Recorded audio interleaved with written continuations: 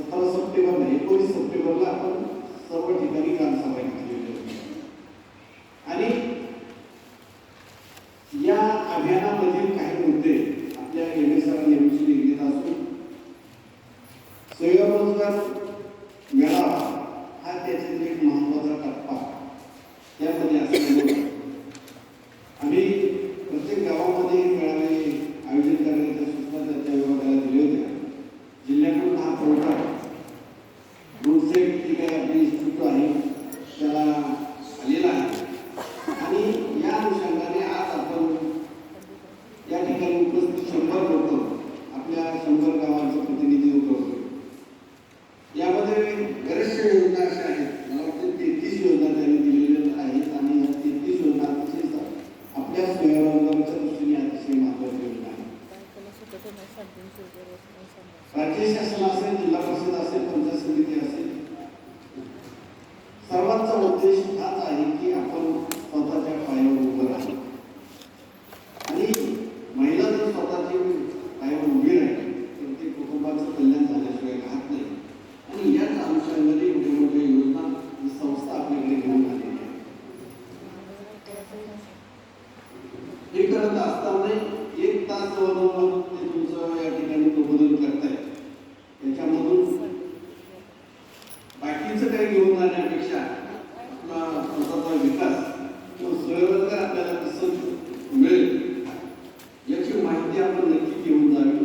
रोडसेट जी काही आपली संस्था आहे या संस्थेचे जे काही सन्मान्य पदाधिकारी आहेत त्यांच्याशी तुम्ही कॉन्टॅक्टमध्ये राहा की उपस्थितांपैकी 100 जणांना जरी ते लाभ देऊ शकले नाही तरी मॅक्झिमम बऱ्यापैकी 50% लोकांना तरी ते तुमच्या प्रशिक्षण कालावधीमध्ये किंवा प्रशिक्षण तुम्हाला देऊ शकतील आणि प्रशिक्षण जो माणूस शिकलेला आहे, जो माणूस काहीतरी त्याला टेक्निकल नॉलेज आहे तोच आजच्या जीवनामध्ये उभा राहतो.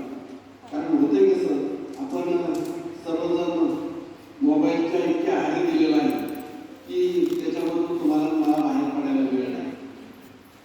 ही परिस्थिती आहे. तुम्ही नाकारू शकत नाही, मी नाकारू शकत नाही. इथं फक्त थोडीशी आवाज आला तरी मी माझ्या मोबाईलकडे बघतो. तुमचं लक्ष असेल माझ्याकडे. माझं तर तुमच्याकडे आहे की मॅक्झिमम 50% लोक आपण काय करतो मोबाईलच्या सर्वजण आहारी दिलेला म्हणजे फक्त व्हॉट्सअप काय आहे ते चॅटिंगमध्ये जातो.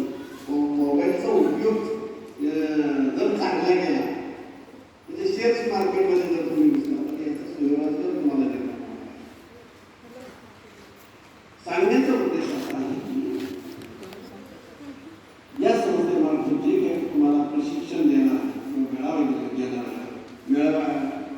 मेळाव्याच्या माध्यमातून जे काही प्रशिक्षण कालावधी या ठिकाणी दिलेला एक उदाहरण सांगतो. ब्युटी पार्लर मॅनेजमेंटचं जो काही कालावधी दिलं त्यांनी 30 दिवसाचं प्रशिक्षण दिले आणि याच्यासाठी त्यांना परफेक्टची बॅच आवश्यक आहे.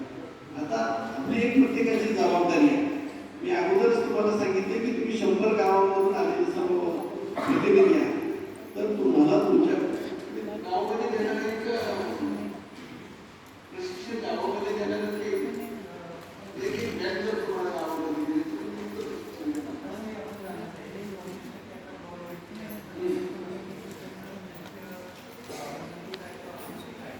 माझी आता संस्थेला विनंती आहे की जर गव्हर्नमेंटचं काही सर्टिफिकेट होत आहे जे काही तुम्ही संस्थेचे आलेले आहे तर आपल्याकडे साहेब 144 पैकी 20 गावं या मुख्यमंत्री समृद्ध पंचायत घेतलेली आहे.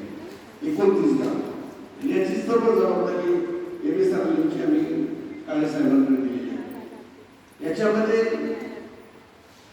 जो काय भाग आहे आम्ही इकडे येण्याचा मुळात उद्देश तोच होता की आम्ही मुख्यमंत्री समृद्ध पंचायत राजकारण बऱ्यापैकी कामगिरी केली आहे.